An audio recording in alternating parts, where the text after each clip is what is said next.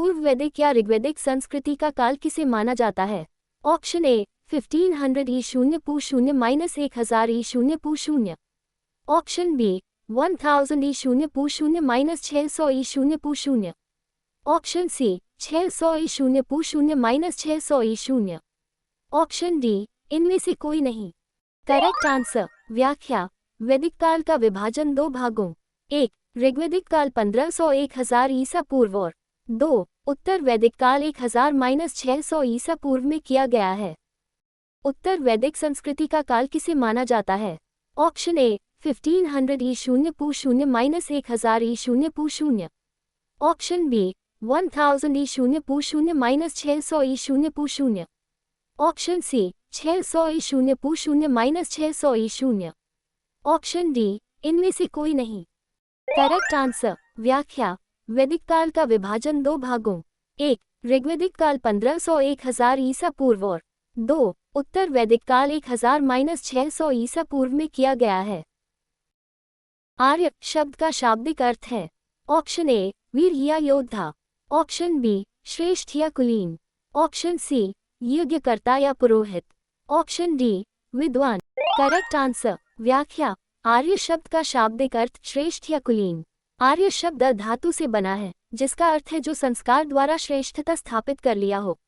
Max Muller ने आर्यों का भारत आना मध्य एशिया से माना है। आर्यों द्वारा निर्मित सभ्यता वैदिक सभ्यता कहलाई।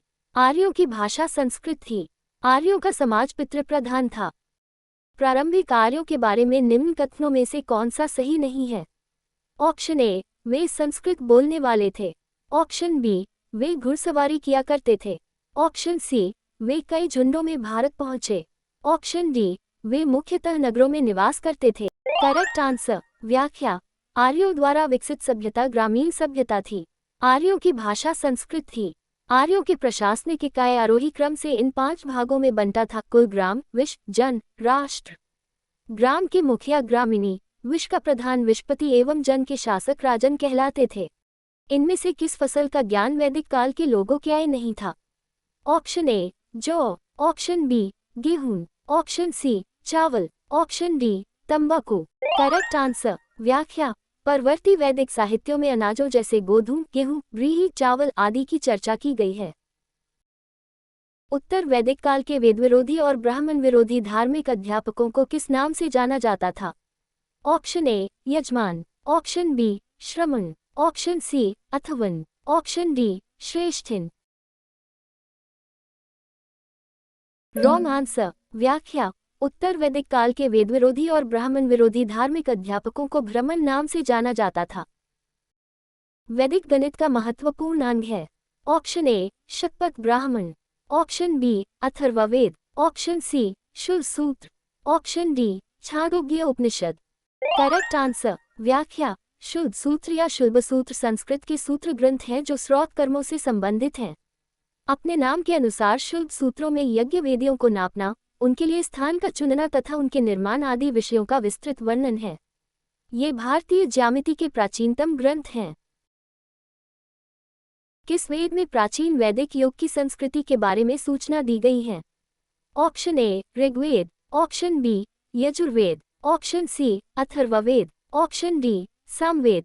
Correct answer. व्याख्या। ऋग्वेद को इतिहासकार हिंद यूरोपीय भाषा परिवार की अभी तक उपलब्ध पहली रचनाओं में एक मानते हैं। ये संसार के उन सर्वप्रथम ग्रंथों में से एक है जिसकी किसी रूप में मान्यता आज तक समाज में बनी हुई है। यह एक प्रमुख हिंदू धर्म ग्रंथ है। निम्नलिखित में से उत्तर वैदिक काल में लिखे गए ग्रंथों का सही क्रम कौन सा है? ऑप्शन ए वेद, ब्राह्मण, आरण्यक और उपनिषद। ऑप्शन बी वेद, उपनिषद, ब्राह्मण और आरण्यक। ऑप्शन सी उपनिषद, वेद, ब्राह्मण और आरण्यक। ऑप्शन डी वेद, आरण्यक, ब्राह्मण और उपनिषद। Correct answer. व्याख्या। वैदिक साहित्य से तात्पर्य उस विपुल साहित्य से है जिसमें वेद, ब्राह्मण, आरण्यक एवं उपनिषद शामिल हैं। वर्तमान समय में वैदिक साहित्य ही हिंदू धर्म के प्राचीनतम स्वरूप पर प्रकाश डालने वाला तथा विश्व का प्राचीनतम स्रोत है। रचना के अनुसार प्रत्येक शाखा की वैदिक शब्द राशि के 4 भाग हैं। वेद के मुख्य मंत्र भाग को संहिता कहते हैं। संहिता के अलावा वेदों की संख्या कितनी है? Option A 2, option B 3, option C 4, option D 5। Correct answer. व्याख्या। वेद के विभाग 4 है, ऋग्वेद, यजुर्वेद, सामवेद और अथर्ववेद। ऋग स्थिति, यजु रूपांतरण, साम गतिशील और अथर्व जड़। ऋग को धर्म, यजु को मोक्ष, साम को काम, अथर्व को अर्थ भी कहा जाता है। इन्हीं के आधार पर धर्मशास्त्र, अर्थशास्त्र, कामशास्त्र और मोक्षशास्त्र की रचना हुई।